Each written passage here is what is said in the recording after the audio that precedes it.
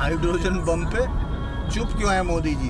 हाँ, वो अभी आपको याद दिला, वो विजय से मोहिते पाटिल जो है पवार की पार्टी में अभी गए, तो वो डिप्यूटी चीफ मिनिस्टर भी रहे। तो उनके जो पिताजी थे शंकरराव मोहिते पाटिल, वो गांव का ज़मीन से निकला हुआ नेता था, बढ़िया बातें करते थे, गांव की बातें करते थे। तो 75 इमरजेंसी के टाइम में उन्होंने बड़ौदा बैंक का उधर ब्रांच निकला था, तो कुछ हम पत्रकारों को लेके गए थे। तो एक दिन वो उनको शादी में लेके गए, गांव में शादी थी, तो वो बड़ा नेता था, तो गए थे। तो पहली बार हमने घोड़ा रिकॉर्ड डांस करते हुए घोड़ा देखा। तो हम तो मुंबई के थे, मुंबई के, तो हमारे लिए बड़ी बढ़िया बात थी। तो अगले कुर्सियों पर बैठे थे हम 4-5 पत्रकार पिछली, तो वो घोड़ा डांस कर रहा है, लोग एंजॉय, बारात आ रही है, सब चल रहा था। तो उसका एक चमचा था, शंकरराव मोहिते पाटिल का, कुंभार नाम था उसका, वो उनके शुगर फैक्ट्री का डायरेक्टर वगैरह था।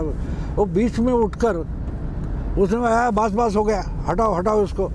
तो घोड़े को भगा दिया, वो घोड़े वालों को। तो साला मैं पीछे बैठा था, मैं अशोक जैन करके रिपोर्टर दूसरा था, उसको बोला, अरे इसको क्या हो गया साला, हमको देखने को तो मिलता। तो मोहिते मुड़कर मुझे बोले, अरे लोग घोड़े को देखेंगे तो इसको कौन देखेगा, तो इसलिए इसने उसको भगाया। तो राहुल गांधी समझ रहे हो आप कि मैं इतना हाइड्रोजन बम बोल रहा है, तो मोदी रिस्पॉन्ड क्यों नहीं कर रहा है? अरे वो तो ऊँट हाथियों को खेल रहा है, भौंकने वाले कुत्ते की तरफ मुड़ के क्यों देखेगा मोदी? तुम अपनी औकात समझ लो ना। तो राहुल की, यानी इन लोगों की वो खुद को कुछ समझ ले। आपको याद होगा, मैं अभी आया पार्लियामेंट में, राजनाथ सिंह ने मुझे नमस्कार किया, मोदी ने मेरी तरफ देखा भी नहीं। तो इसको वैलिडेशन की ज़रूरत है। बिल्कुल, मोदी ने उसको रिकॉग्नाइज करना चाहिए। इसके लिए वो रो रहा है, हर दिन रो रहा है कि इस पर मोदी क्यों नहीं बोल रहा है उसका, यानी उसको मोदी उसे बोलते हैं ना, वाल्मीकि जो बात है कि वो तो वालिया कोली था, वो भूल गया ना कि नारद ने बोला था राम राम बोलना, तो वो मरा बोलता रहा, फिर भी वो राम राम हो गया। तो वो ऐसा है। संकट ये है, उसको लगता ऐसा है कि अगर मोदी मुझे एक आध बार चर्चा के लिए बुला ले, 2-4 बार रिएक्ट कर दे मेरी बात पे, तो लोग मुझे गंभीरता से लेना शुरू कर दें। हाँ, वो बात लड़ाई ये है।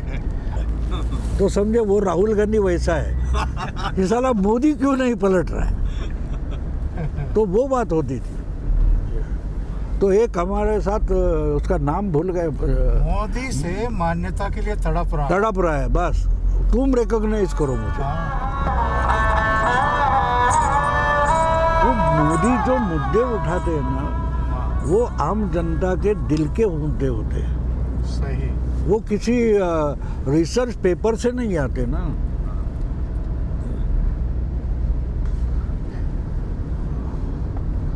अब पिछले साल की बात है, वो अंकुर चौधरी करके नोएडा में रहते हैं, वो आए थे, उनसे बात हुई थी, मेरा नंबर था उनके पास। तो उन्होंने बताया कि शौचालय से रेप केसेस आधे हो गए। घर में अगर शौचालय गया तो अकेली महिला मिलती थी ना, अब वो नहीं मिल रही है। वो घात लगा के बैठने वाले बैठते हो गए, लेकिन नहीं मिलती। तो आधे केस उसमें घट गए। तो ये सिर्फ सफाई का मामला नहीं है, ये मामला सिक्योरिटी का भी है। ये तो सर ने, ये तो एडिटर रहे होंगे, सिक्योरिटी का भी है। हाँ, जो बीमारियां लगती थी, बीमारियां 10 भी लाख नहीं, लोग ये मरते बहुत थे, सारी बात। 10 लाख लोगों की कमी हुई थी। नहीं, लेकिन हम सफाई वगैरह देखते, लेकिन इसमें सिक्योरिटी हमको कहाँ मालूम थी, क्योंकि हम अलग जगह बैठे। बिल्कुल नहीं, यूपी में जो अखबारों की हेडिंग्स पता क्या होती थी ज्यादातर रेप्स केसेस में? हाँ। कि वो शाम को सोच के लिए निकले थे। हाँ। ये तो अखबारों में लगातार 50 खबरें होती थी। अभी भी जो अगर रेप की कोई खबर अभी भी आ रही है तो वो उसी तरह की आती है रेप और मर्डर। हाँ, गाँव में, क्योंकि मर्डर तो अब इसलिए क्योंकि पहचान से बहुत जबरदस्त। ये तो बहुत अंतर पड़ा ही है। पहले वो तो बता ही रहे थे कि पूरे दिन सोच। तो जब मुझे क्या लगता है 2016 में शायद मोदी जी लाल किले से बोले थे ना, वो शौचालय, हाँ। पहले शौचालय फिर देवालय, तो वो इनके दिमाग में कैसे आएगा ना, जेएनयू में पढ़ाया नहीं जाता।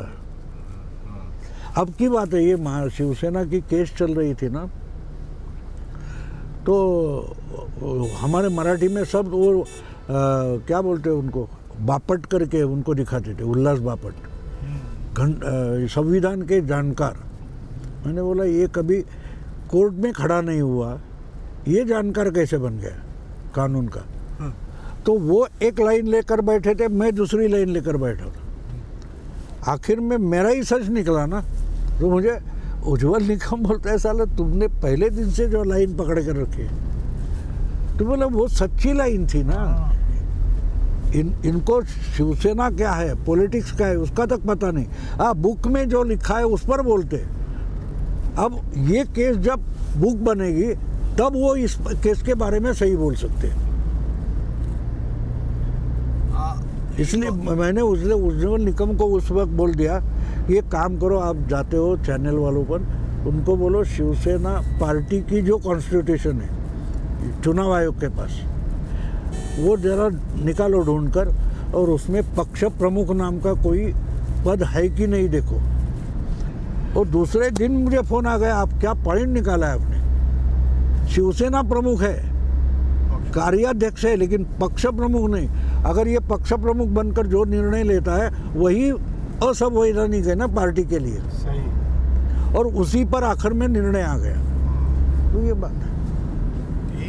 वो किसी ने चुटकुला सुनाया था ना एक, बोला मोदी कहता है कि ना खाऊंगा ना खाने दूंगा, तो फिर शौचालय क्यों बनवाए? हाँ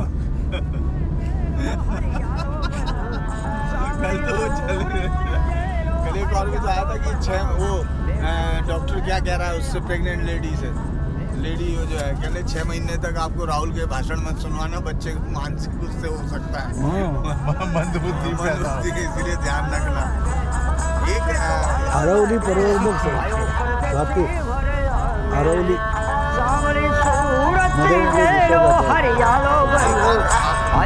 फरीदाबाद में एक कमरे से 350 किलो RDX मिला आज, और 2 असाइल्ड राइफल और डॉक्टर मिला। मतलब जो ऑपरेशंस को अंजाम दे रहे, इस पे कोई बात ही नहीं कर रहा, वरना पहले क्राइम जो टेररिस्ट अटैक है वो एक नॉर्मल हो गए थे, न्यू नॉर्मल हो गए थे, कोई पूछ ही नहीं रहा, इस पे कोई बात ही नहीं कर रहा भाई। नहीं, मैं तो पूछ लेता हूँ, मुझे एक बाकी ये तो बड़ी बात करे, मैं छोटी बात पूछता हूँ कि भाई पिछले 4 साल में किसी चैनल पर, किसी अखबार में हुर्रियत नाम का शब्द छपा है, मुझे दिखाओ। अचानक हुर्रियत कहाँ गई? तो बार हुर्रियत। अरे जवानों पर हमारे पत्थर फेंक रहे थे बच्चे, मुझे दिखाओ एक सीन, पता चल जाता है ना क्या। अरे बदला है तो आपको देखने का नजर भी चाहिए ना आपके पास नजर ही नहीं है। धमाके पूरे देश में होते थे। हाँ, पूरे देश के कहीं होते हैं क्या? अरे पूरा विपक्ष, याद नहीं, सांसद वांसद वो हुर्रियत में मिला ही नहीं वो इनसे, मतलब उसके दरवाजे पे जाके खड़े हो गए ये लोग। अरे यार हिंदुस्तान की सरकार, सांसद कोई तो मायने होंगे। अब तो सीज हो गया ना उसका घर, अभी दोबारा वो भी कर दिया। वो क्या हुआ था कि बंद किया हुआ था उसका घर, हुर्रियत वाला ना, एक इकोसिस्टम वाला मुझे बोलता है सिंदूर हो गया तो मोदी ने क्या किया। मैंने बिल्कुल नहीं किया। इंदिरा गांधी तो बॉर्डर पर जाके लड़ती थी, जनरल वगैरह पीछे उनकी साड़ी संभालते थे, तो चुप हो गए एकदम। राहुल गांधी ने ये सब इकोसिस्टम वालों की बुरी हालत कर दी। वो इनको नंगा करके सामने रख देता है। हाँ, बार बार उसको बचाव करने का मतलब ही है। हाँ, सेना जैसा बयान तो मुझे तो लगता नहीं आज तक किसी देश में किसी लीडर्स के पास इतनी बड़ी वो रही होगी। वो ये समझ ही नहीं रहा कि वो सेना पे सवाल कर रहा है, जबकि सेना में तो कम से कम अलग रखा गया सब चीज़ों को। वो सेना में कह रहा है 10% वो। तो कल मैं बोलने वाला तो सब लड़कों बच्चियों को ऊपर बुलाया ना स्टेज पर, बोले इनका अभिवादन करो, इनमें एक भी राहुल गांधी नहीं है, क्योंकि मेरी जिम्मेदारी नहीं, ऐसे बोलने वाला एक भी नहीं है। हाँ, इसका मतलब इनमें एक भी राहुल गांधी नहीं है। मतलब डेमोक्रेटिक सेटअप में आप लीडर हो, आप उसको बचाने कह रहा मेरी कोई जिम्मेदारी नहीं, तो फिर आपके पास बयान क्या है? मतलब आपकी जिम्मेदारी क्या है फिर आंदोलन क्यों कर रहे हो? हाँ, मतलब उसी के लिए जिसको बचाने की जिम्मेदारी नहीं, उसका आंदोलन आपको करना है। इसको बहुत अच्छे से फॉलो किया था केजरीवाल ने कि मुख्यमंत्री मैं हूँ, फाइल पे साइन कोई नहीं, डिपार्टमेंट मेरे पास कोई नहीं। अच्छा, आपको क्या लग रहा है कि दोबारा वापस लौट सकता है केजरीवाल? नहीं। नहीं। ये जनसुराज का क्या होने वाला है? काय नाही निकाल लागला की फुगा फुटेल त्याचा. नाही, त्याला काही सीट मिळणार का? 10-12 सीट, एक परिवर्तन और 10-12 सीट में फर्क होता है. समझो 10-12 सीट भी उसको मिल गई तो वो तो परिवर्तन की बात कर रहा था ना. नहीं, उसको सीट तो मुझे नहीं लगता 1-2 सीट से नहीं, समझो 15 भी मिल गई तो हाँ। फर्क क्या पड़ता है. कुछ नहीं है। वैसे तो कुछ 24-30 सीटें पासवान के पास थी ना 2005 में. 29 सीटें. हाँ। क्या हो गया, नेक्स्ट में वाइप आउट हो गया वो. हाँ, नेक्स्ट में कहने लगा कि हमको मुस्लिम चाहिए मुख्यमंत्री, इसलिए सरकार ही नहीं बनने दे रहा था वो. हाँ, देखो औकात से ज़्यादा एम्बिशन नहीं होनी चाहिए. हाँ। मैं जब ये सब मेरे साथ थे, एक समझ में बात आ गई, साला सरासर झूठ बोलना पड़ता है, ये तो अपने से होने वाला नहीं. तो मैं जर्नलिस्ट हो गया, मैं पॉलिटिशियन नहीं बना. मैं तो बोल सकता, भाषण अच्छे देने वाला था, आंदोलन खड़ा करने वाला था. ये सब मुंबई की सब लेफ्ट ऑर्गेनाइजेशन थी ना, उनको मोर्चा निकालने तो भाऊ चाहिए. क्यों? क्योंकि मेरे पास जो 10-12 मुझे पंटर थे, हर कॉलेज में भेजता था. आराम से 4-5 हज़ार लोग इकट्ठा हो जाते थे दूसरे दिन. हाँ। एक बार तो ये हुआ 71 में, जब फोकर फ्रेंडशिप वो हमारा हवाई जहाज चुराया गया था पाकिस्तान, जो ले गए थे वहाँ. तो हमने तय कि एक शाम को कॉलेज में ऊपर ग्राउंड पर बैठा था, बोले साले पाकिस्तान के कॉन्सुलेट पर मोर्चा लेकर जाएंगे, कल निकालेंगे. अब कॉन्सुलेट कहाँ है इसका पता किसको मालूम. तो दूसरे दिन चर्चगेट और वीटी स्टेशन पर बच्चे पहुँच गए. तो एक ने ढूंढ निकाला, तो वो तो उधर है बीच कैंडी में. फिर सबको बोला कि चलो अब चर्चगेट इकट्ठा हो जाओ, चर्चगेट से महालक्ष्मी स्टेशन उतरते और चल कर जाएंगे. तो 2-3 हज़ार में कुछ 12 घंटे में इकट्ठा करता था. लेकिन जब ये समझ गए नहीं, ये तो अपने से होने वाला नहीं, सरासर झूठ बोलो, वो नहीं होने, तो हमने चलो पॉलिटिशियन नहीं बनना है. ओंकार सर, एक बहुत बड़ा फैसला आ गया. मैं आपको डिस्टर्ब कर रहा हूँ इसलिए बता रहा हूँ आपको. उत्तर प्रदेश के मुख्यमंत्री योगी आदित्यनाथ ने इतना बड़ा ऐलान कर दिया कि अब यूपी के सभी स्कूलों में वंदे मातरम नियमित होगा और जरूरी गायन किया गया. ये हमने कर दिया और ये हर एक उत्तर प्रदेश में शिक्षण संस्थान और स्कूल में अनिवार्य कर देंगे ये. और ये नए जिन्ना बनाने की साजिश का हिस्सा है. हमें जो ये लोग जो जाति मजहब कर रहे हैं, हमें सुनिश्चित करना होगा कोई जिन्ना ना उभरे और विभाजनकारी इरादे को जड़ से जमने से पहले उड़ाना होगा. आपको क्या लग रहा है ये नया खेल, अब क्या इसको देख रहे हैं आप? वो सामने वाले को बिजी रखना है ना. चलो इस पर आंदोलन शुरू करो. ये भी रखना है. इसके अलावा योगी आदित्यनाथ जो है वो ऐसे पहले चीफ मिनिस्टर रहे जिन्होंने अलग अलग तहसील स्तर पर, ब्लॉक लेवल पर अपने नायब तहसीलदारों को एसडीएम को लगा करके सारे मदरसों की लिस्ट बनवाई थी. उन मदरसों में कितने मान्यता प्राप्त हैं ये जानकारी निकलवाई थी. इसके अलावा उनमें पढ़ाने वाले, तालीम देने वाले परमानेंट कितने हैं और ऐसे ही कितने हैं, ये जानकारी निकलवाई थी कि इनको फंडिंग कहाँ से हो रही है. ये सारे आंकड़े इस समय योगी आदित्यनाथ के पास हैं.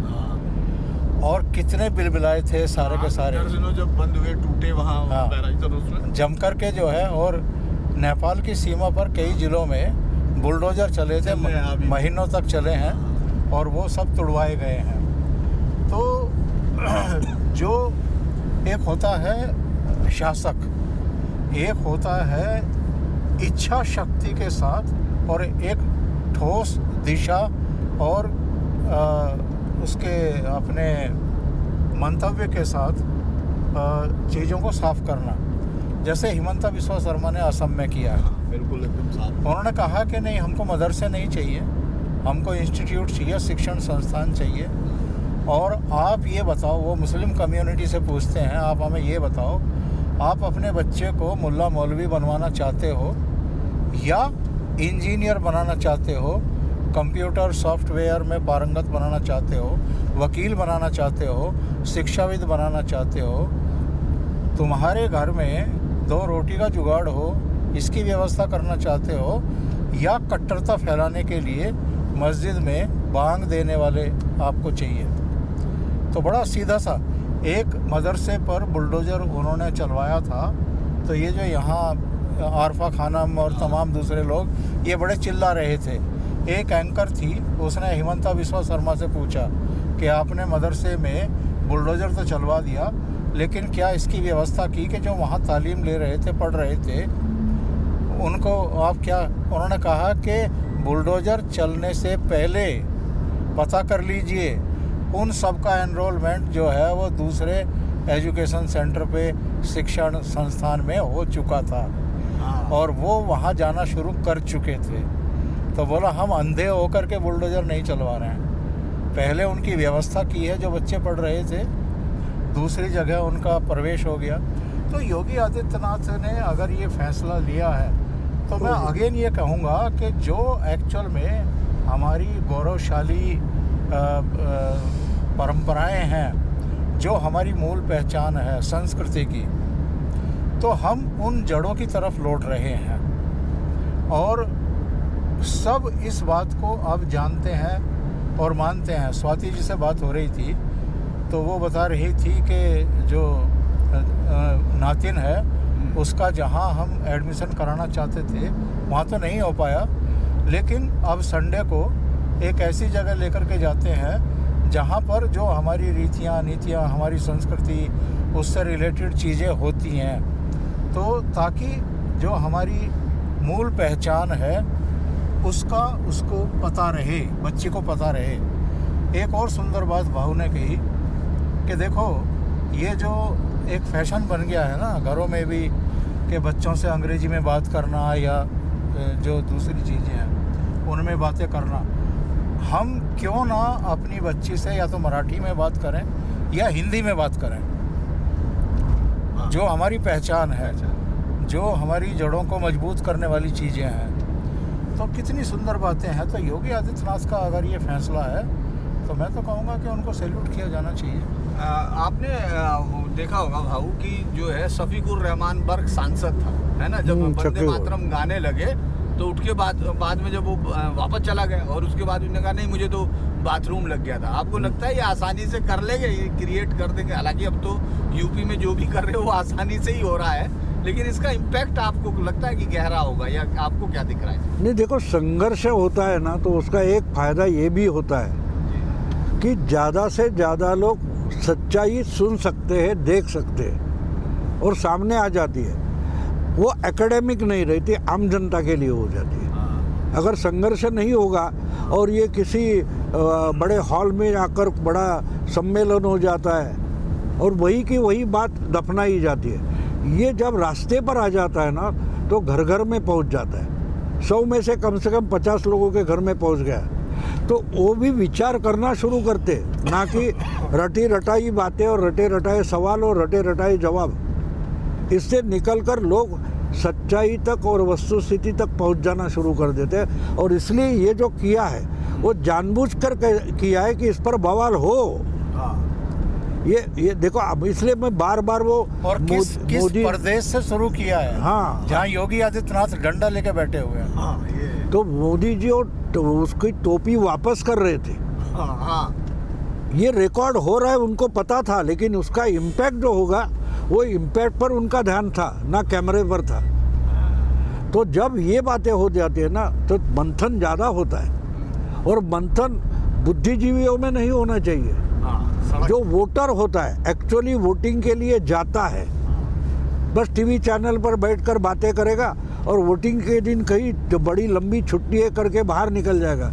ऐसे लोगों के लिए मंथन नहीं होना चाहिए, मंतव्य भी नहीं होना। और इसी लाइन पर अगर योगी आदित्यनाथ काम कर रहे हैं तो बहुत बढ़िया काम कर रहे हैं। अच्छा, हम लोग वैसे बात कर चुके हैं, हम तीनों। हाँ, कुछ आप। मैं ये कह रहा हूँ कि ये जो तथाकथित इकोसिस्टम है ना, जी, इसको हर चौथे छठे दिन 10वें दिन एक जोरदार झटका देते रहना चाहिए। तो ये तो बड़ा झटका। हाँ, वो हिलते रहते हैं। ये तो बड़ा झटका है। हाँ, क्योंकि- उनको सोचने का मौका ही मत दो। और 150 साल पूरे हो गए, मुझे लगता है कहीं ये तो पहले से तैयारी होगी। क्या आपको लगता नहीं भाऊ कि 150 साल पे करेंगे? हैं, जब वो खोया हुआ स्टेंजा भी ले आए उसका, कि जो हटा दिया था सरकार ने। अच्छा, वैसे ही अनौपचारिक बातचीत में मुझे कई बार ये होता है कि अगर पार्टी कोई सोचेगी अगली उसके बारे में, तो आपने देखा होगा भाऊ, सबसे ज़्यादा हमारे यहाँ, और हम और ओंकार सर तो इस पे बात भी कर चुके हैं कि हमारे यहाँ सबसे ज़्यादा चर्चा ये होती है कि ये योगी को हटाना चाहते हैं, ये योगी को हटाना चाहते हैं। आपको लगता है कोई उत्तराधिकार की लड़ाई चल रही होगी पार्टी के अंदर, ऐसा कुछ लगता है?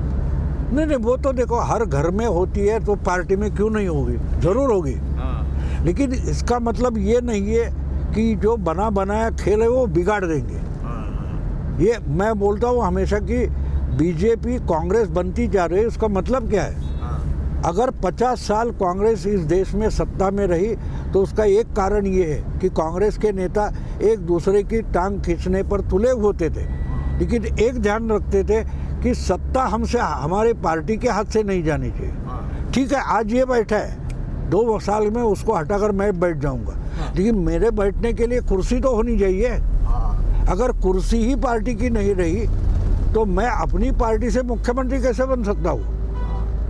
ये जो गठबंधन वगैरह हो गए, छोटे छोटे टुकड़े पार्टियों के हो गए, तो एक पार्टी को ख़त्म करके मैं अपनी पार्टी बनाना चाहता हूँ। बीजेपी में वो नहीं, बीजेपी में बोलता है कि जिसकी ताकत ज़्यादा रहेगी वो पार्टी कब्जा करेगा।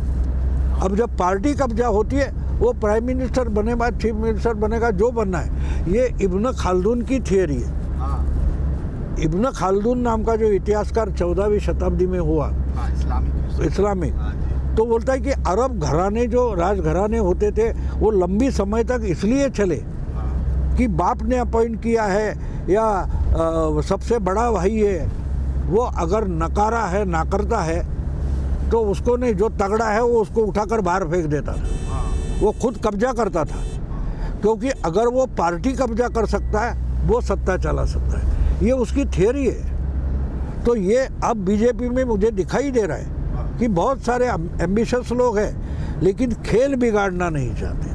हाँ, तो आप अलग थियरी से देखोगे तो आपको लगेगा इनके अंदरूनी झगड़े हैं, तो अंदरूनी झगड़े तो घर में भी रहते।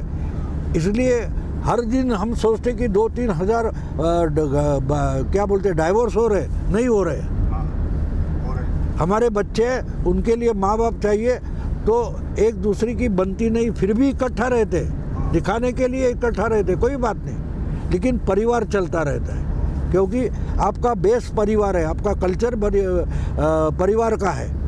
तो वैसे ही ये पार्टी जो बीजेपी चल रही है, वो परिवार की आधार पर चल रही है। उसमें खून के रिश्ते नहीं है, लेकिन विचारों के रिश्ते हैं। और मेरे विचार जो है, मेरी विचारधारा है, उसके हाथ से सत्ता नहीं जानी चाहिए, क्योंकि सत्ता एक विचारधारा से चलनी चाहिए, इस पर हर एक निर्भर है। तो इसलिए ये ठीक है बोलना, और ये जो खबरें जिनको चलानी है वो चलाते रहे, कोई बात नहीं, कोई बात नहीं। इसलिए आप अगर देखें तो आज 14-15 बीजेपी के चीफ मिनिस्टर है, फटाफट से 15 नाम बता दो, अरे 10 नाम नहीं बता पाओगे, लेकिन पार्टी की सत्ता कायम है।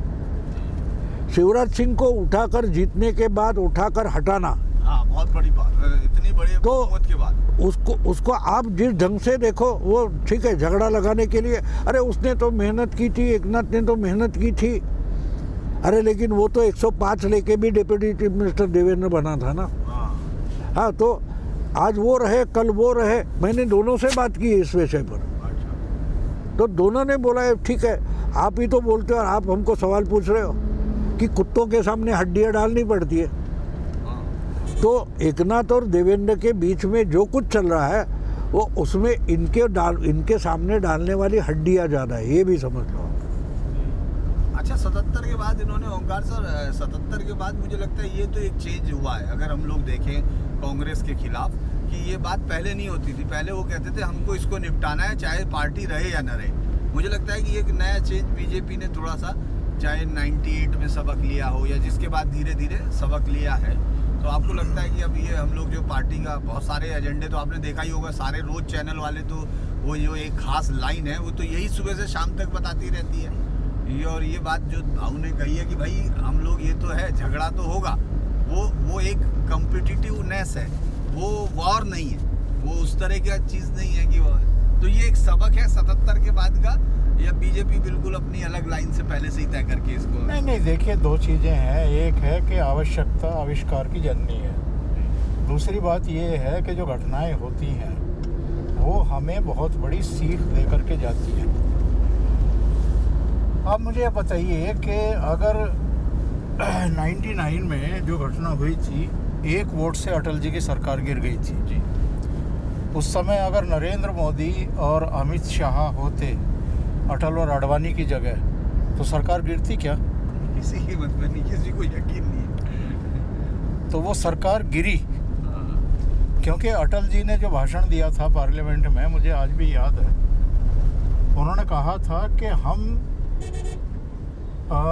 हमारे पास भी वो ऑप्शन थे जो पीवी नरसिम्हा राव के पास थे, एक अल्पमत सरकार को चलाना, मैनेज करना और ये सब करना, पर हम ऐसे सांसदों को, ऐसे प्रलोभनों को चिमटे से भी नहीं छुएंगे, ये शब्द थे उनके। ठीक है, उसके बाद आप याद करिए, जब कर्नाटक में मैंडेट आया तो Bharatiya Janata party single largest थी। 113 बहुमत के लिए चाहिए था, 108 इनकी आई थी। इसके बावजूद ये लोग सरकार नहीं बना पाए। इससे पिछले वाली में ना मैं हाँ, उसको हाँ, कवर कर रहा था। हाँ, जेडीयू का चीफ मिनिस्टर, जेडीएस का। तो ये कांग्रेस वाले जो हैं ये भाग दौड़ करके तुरंत बेंगलोर पहुंच गए और जाकर के इन्होंने देवगौड़ा और कुमार स्वामी को ऑफर दिया कि कोई बात नहीं, तुम्हारी 37 सीटें आई हैं, 80 हमारी हैं, तुम चीफ मिनिस्टर बन जाओ और हम बस सलाहकार की भूमिका में रहेंगे। ठीक है, तो इन्होंने बीजेपी का रास्ता रोका। नंबर 2, दूसरी घटना महाराष्ट्र में हुई, जहाँ से भाऊ आते हैं। वहाँ पे Bharatiya Janata party single largest थी और उद्धव ठाकरे की 56 सीटें आई थी, संयुक्त शिवसेना की 56 सीटें आई थी। 2 पार्टियों को वहाँ के मतदाताओं ने रिजेक्ट किया था। 44 सीटें कांग्रेस की थी और 54 सीटें शरद पवार की थी। उनको कहा था कि आप विपक्ष में बैठिए, लेकिन और ये बात खुद शरद पवार ने हमको मैंडेट मिला है अपोजिशन में बैठने के लिए। हाँ। शरद पवार 4 बार बोले। हाँ, तो वहाँ पे इन्होंने क्या काम किया, शरद पवार मीडिया में कुछ बोल रहा था, पर्दे के पीछे कुछ और खेल कर रहा था। वो 10 जनपद और मातोश्री के बीच में पुल बनाने का काम कर रहा था और उद्धव ठाकरे को सब्ज बाग दिखाए गए, संजय राउत से बयानबाजियां करवाई गई, पूरा रायता फैला दिया गया। जब देखा केंद्र ने कि सरकार नहीं बन रही है तो वहाँ कुछ दिन के लिए राष्ट्रपति शासन लगाना पड़ा। उस वहाँ पे वो एक सी याद होगा घटना, एक छोटी सी घटी थी जब अजित पवार और देवेंद्र फडणवीस ने सुबह सुबह राजभवन में जाकर के ओथ ली थी, लेकिन वो एक्चुअल में शरद पवार तैयार थे उसके लिए, शरद पवार से सहमति हुई थी। लेकिन बाद में जब बवाल मचार ये इकोसिस्टम ने ये सब कहना शुरू किया, शरद पवार बैक कर गए और अजित पवार को तनहा छोड़ दिया, तो वो सरकार गिरनी थी, गिर गई। ठीक है, लेकिन ये घटना भी बीजेपी नेतृत्व को एक शिक्षा दे करके गई, एक सीख दे करके गई। तो ये जो बात आप कह रहे हैं ना कि 77 वाली और अब आज की बीजेपी, बहुत सारी ऐसी घटनाएं होती हैं जो आपको कुछ सीख दे करके जाती हैं और उसके बाद फिर आपको जिसको कहते हैं ना कि प्रोएक्टिव कुछ स्टेप लेने होते हैं। तो आज की तारीख में वो डिच करके दिखा दें जरा किसी राज्य में। उसके बाद कांग्रेस को कितना बड़ा खामियाजा भुगतना पड़ा मध्य प्रदेश में। हाँ, मध्य प्रदेश में एक चुनी हुई सरकार कमलनाथ के नेतृत्व वाली ज्योतिरादित्य सिंधिया के नेतृत्व में 22 एमएलए छोड़ करके आए, सरकार गिर गई, शिवराज चौहान फिर चीफ मिनिस्टर बन गए। इसके अलावा जो यूथ था राहुल गांधी के साथ लगा हुआ था, एक एक करके वो सारा बीजेपी में चला गया, या सुष्मिता देव उधर टीएमसी में चली गई, कीर्ति आजाद टीएमसी में चला गया। तो कांग्रेस जो जिस हालत में है ना, अपने कर्मों की वजह से, अपनी साजिशों की वजह से है। और चूंकि नरेंद्र मोदी और अमित शाह दोनों इन चीज़ों से सीखते हैं और उसके बाद फिर मौका नहीं देते हैं संभलने नहीं, का। वो सीखते का मतलब भी आप समझो। जी। एक बात मैंने ऑब्जर्व की है कि ये बड़ी अच्छी संख्या में जीत गए, तो भी मंथन करते कि चला इतना क्यों जीत गए। अच्छा। ऐसा नहीं अरे हमारी लहर थी, हमने तो बहुत बड़ी बाजी मारी है, वैसा नहीं है। वो उसका भी स्टडी करते कि पर्टिकुलर सीट हमारी नहीं थी, फिर भी हमने क्यों जीत लिए। और दूसरी तरह है कि भाई गलती से सारा लॉटरी लगी, ऐसी एक सीट मिल गई है, तो कांग्रेस वाले समझते हैं वो तो हमारी पॉपुलैरिटी है। ये फ़र्क है दोनों में। यानी हारने के बाद भी मंथन होता है, जितना ज़्यादा अच्छा जीता है फिर भी मंथन होता है। तो इसको बोलते हैं ना, रेगुलरली आप मेडिकल चेकअप करते हैं। इंट्रोस्पेक्शन का हाँ, चलता रहता है। बीजेपी के पास वो रेगुलर मंथन होते रहता है कि हमने क्यों जीता है, क्यों गवाया है, या क्यों गवा सकते हैं। ये जो बात अभी जो बोल रहे थे, तो मैं तो मानता हूँ कि बीजेपी यानी ओरिजिनल जो जनसंघ था, हाँ, वो 77 में जनता पार्टी में मर्ज हो गया। हाँ, वही हुआ। तो जब आरएसएस के लोग नहीं चाहिए, ये भूमिका लेकर राजनारायण वगैरह सोशलिस्ट बैठ गए, हाँ, और ड्यूअल मेंबरशिप का मामला उठा ट्वेल्व का है तक। कि या तो जनता पार्टी में रहो या तो आरएसएस में रहो। तो ये बाहर निकले, उसका कारण वो था कि हमको आरएसएस में रहना है और आरएसएस में रहना कोई गुनाह नहीं है। तो उसके बाद बीजेपी बनी अलग होकर, 80 का चुनाव हो गया, इंदिरा जी वापस आ गई, उसके बाद जनता पार्टी बीजेपी बनी। यानी लोकसभा और विधानसभा के चुनाव के बीच में महाराष्ट्र की विधानसभा पहली बार बीजेपी लड़ी, तो लोकसभा हो चुकी थी 84 में, बीजेपी करके पहली बार लड़ी है। तो हाँ, महाराष्ट्र में नहीं, पूरे देश में, हाँ, वो 80 पूरे देश में भी लोकसभा 84 में पहली बार लड़ी। हाँ, हाँ, हाँ, क्योंकि 80 में तो बना ही तो था। हाँ, तो उसके बाद बहुत बड़ा मंथन हुआ, मुझे मालूम है। संघ के बड़े और जनसंघ में भी थे वसंतराव भागवत, हाँ, उन्होंने तय किया कि ये केडर बेस जो है वो रहेगा, लेकिन केडर के हाथ में विचारधारा रहेगी, लीडरशिप रहेगी, क्या बोलते हैं, डिसीजन मेकिंग रहेगा, लेकिन पार्टी मास बेस होनी चाहिए। और जब पार्टी मास बेस हो गई तो बाकी दूसरे जो जगह से लोग लाना शुरू हो गया। लेकिन उसके बाद भी आप देखेंगे तो डिसीजन मेकिंग किसके हाथ में रहता है। जब एकनाथ शिंदे को मुख्यमंत्री बनाया गया, हाँ, तो देवेंद्र ने क्या घोषित किया था कि ठीक है भाई, मैं तो सरकार में नहीं रहूँगा। हाँ। उसको कान पकड़कर अंदर बिठा दिया, क्योंकि गवर्नमेंट का मतलब डिसीजन मेकिंग होता है, और डिसीजन मेकिंग में तुमको रहना पड़ेगा। तुम्हारा पद कौन सा है वो इम्पोर्टेंट नहीं है। ये गवर्नमेंट भी बीजेपी की जैसी चलनी चाहिए, भले चीफ मिनिस्टर बीजेपी का नहीं रहेगा। हाँ, तो आप समझे क्या हो रहा था। तो सीख वहाँ से ली जाती है कि हमको क्या करना है, क्या नहीं करना है। तो हर बात में बीजेपी ने सीख ली है और सीख लेने की कोशिश करते रहते। और इसलिए मैंने कहा ना कि हार जाए जीत जाए, कोई कुछ भी हो, उसका स्टडी होता है। हरियाणा जीत गए, तो हरियाणा में क्यों जीत गए, उस पर भी उन्होंने बड़ी मेहनत की, और उसके आगे चलकर महाराष्ट्र में किया है। और दूसरी बात ये होती है कि एक बात और बाकी पार्टियों को समझ में नहीं आता कि जनसंघ हो या बीजेपी हो, आरएसएस ने एक सीमा रेखा बना रही है, लक्ष्मण रेखा बनाई है कि पॉलिटिक्स बीजेपी में रहेगी, आरएसएस में नहीं रहेगी। और जो आरएसएस में है वो बीजेपी में जाकर कुछ भी कर सकता है। हाँ, लेकिन कोई बीजेपी वाला आरएसएस में हस्तक्षेप नहीं कर सकता। हाँ, ये बहुत वो जो बीज है, अब देखो इसका फर्क मैं समझाता हूँ आपको। कांग्रेस और बीजेपी में जो फर्क है, या लेफ्ट मूवमेंट हो जो कुछ है उसमें, और बीजेपी के पॉलिटिक्स में फर्क क्या है? फर्क ये है कि आरएसएस एक आंदोलन है, संगठन है और आंदोलन है।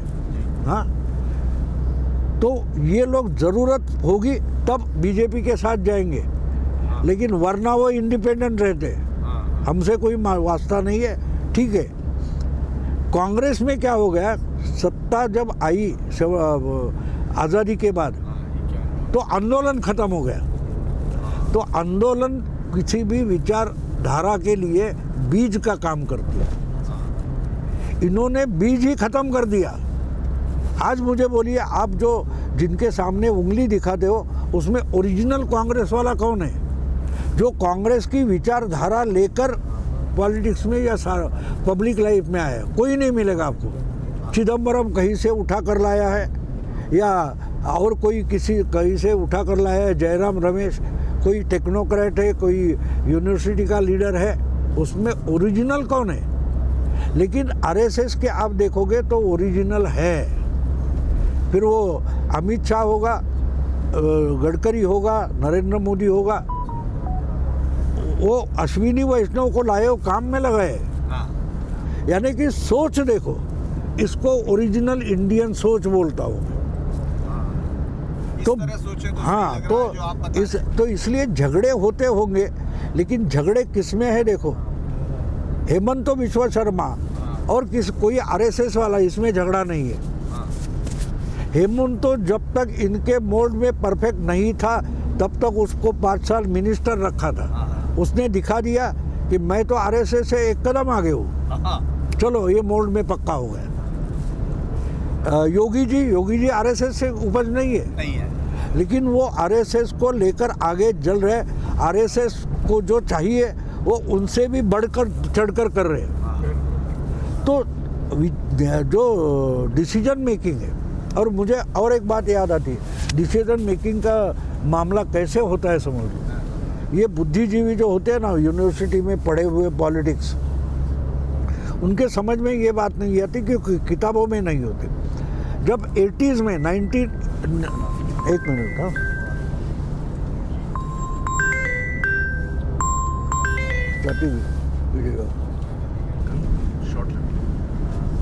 झालं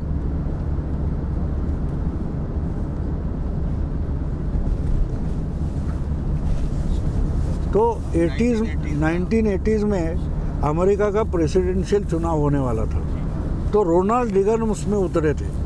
तो वहाँ की एक परंपरा रही है कि जो फाइनल कैंडिडेट होते हैं डेमोक्रेट या रिपब्लिकन के, तो उनके साथ पॉलिटिकल या बड़े बुद्धिजीवी होते हैं, उनका एक इंटरेक्शन होता है, ये अलग अलग सवाल पूछते।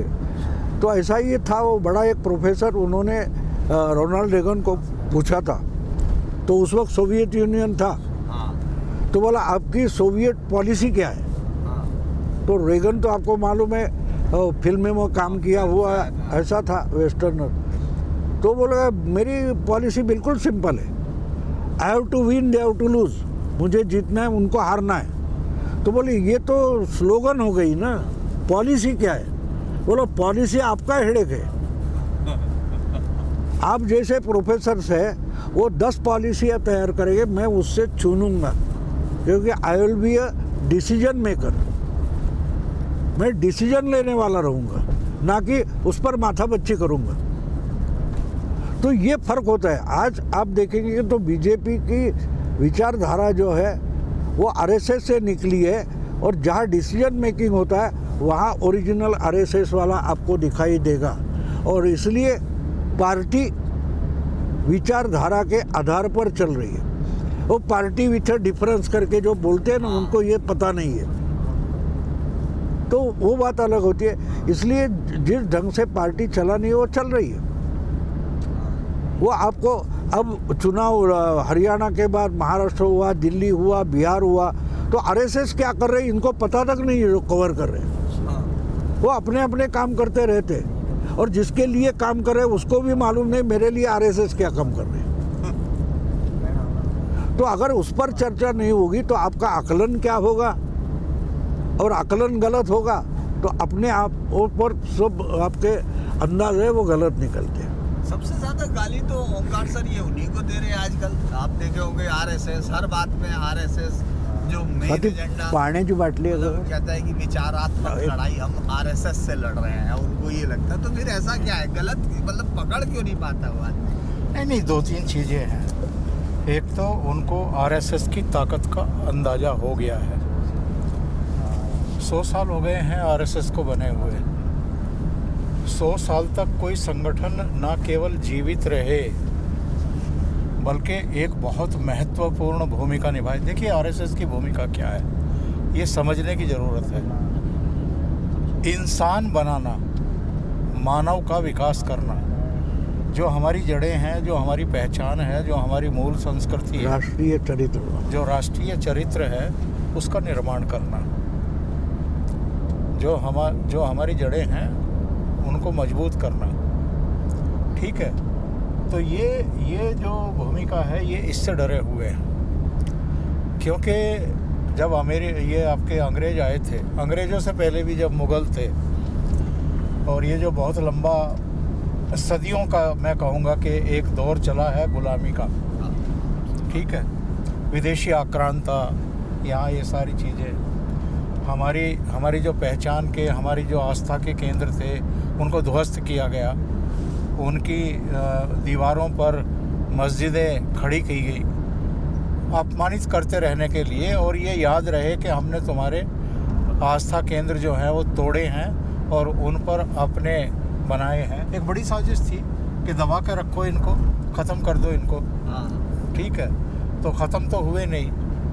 तो मेन बात ये है एक्चुअल में कि कांग्रेस डरी रहती है आरएसएस की ताकत से, क्योंकि वो बहुत बड़ा काम कर रही है, राष्ट्र निर्माण का काम कर रही है। राहुल गांधी तो राष्ट्र ही नहीं मानते इसको, भारत को राष्ट्र ही नहीं मानते वो तो वो उसी से वो लिंक चीज़ है। दूसरी बात ये है कि जो अभी भाऊ ने इशारा किया, हरियाणा, महाराष्ट्र, दिल्ली और अब बिहार, और बिहार के बाद आप देख लीजिएगा बंगाल।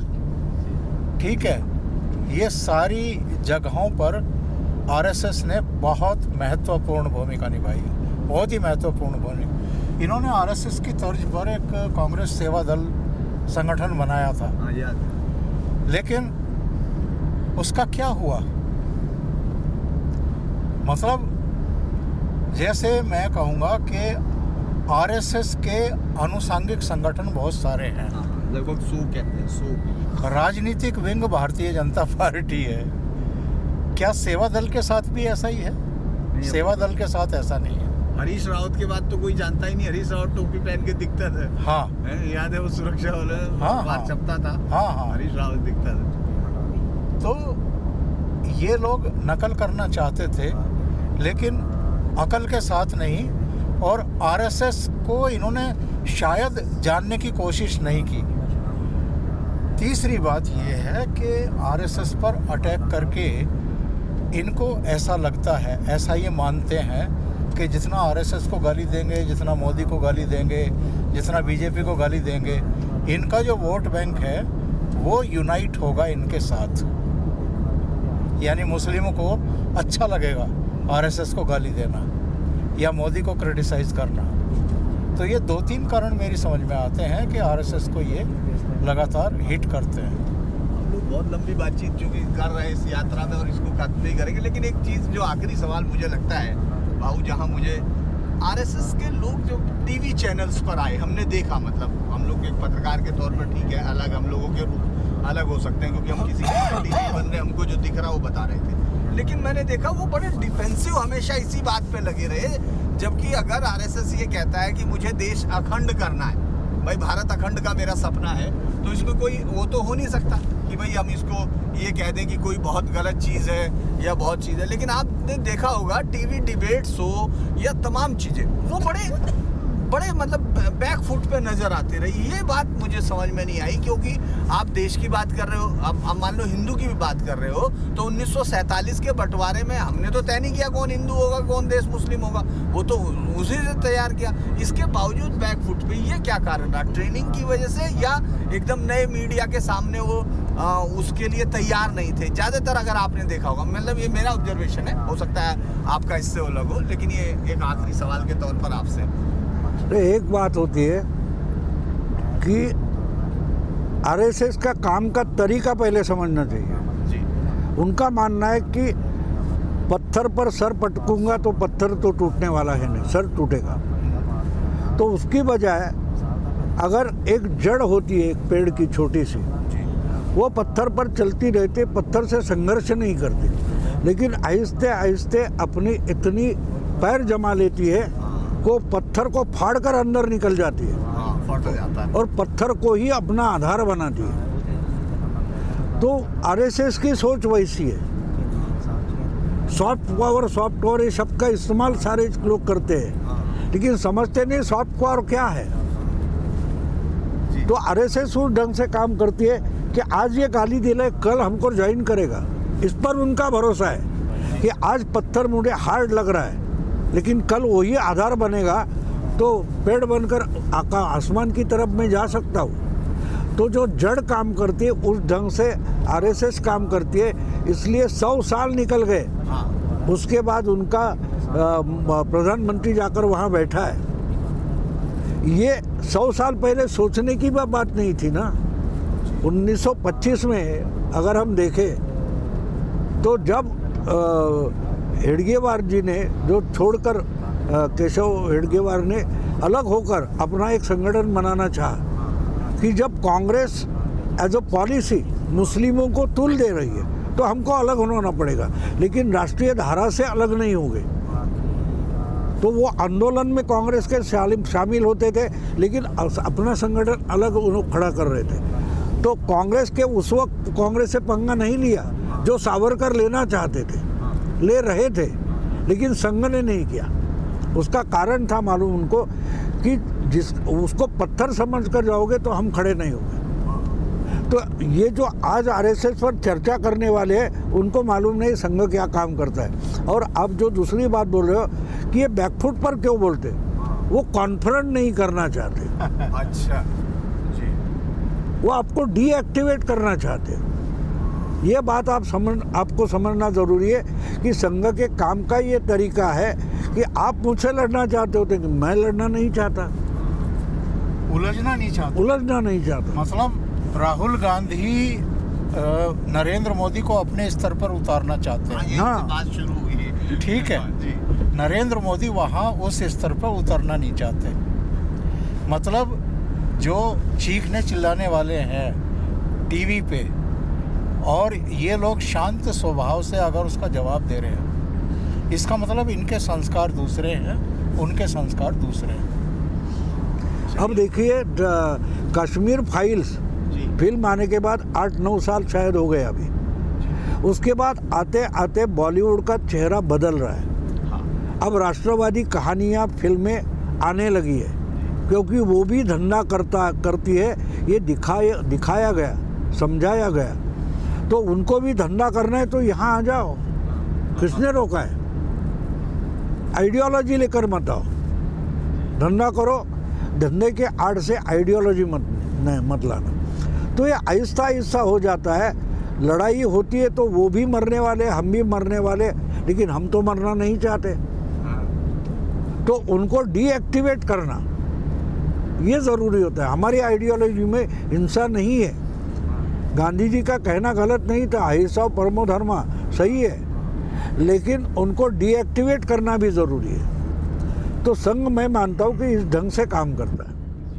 धन्यवाद। हम लोगों ने एक बहुत ही अनौपचारिक चर्चा, क्योंकि आपको मंच पे दिखते हैं और एक दूसरे के साथ बातचीत करते हुए दिखते हैं, तमाम चीजें दिखती हैं, लेकिन एक ऐसी बातचीत जो अनौपचारिक, एक खबर आई और उससे शुरू हुई और अलग अलग सब्जेक्ट कुछ हुआ।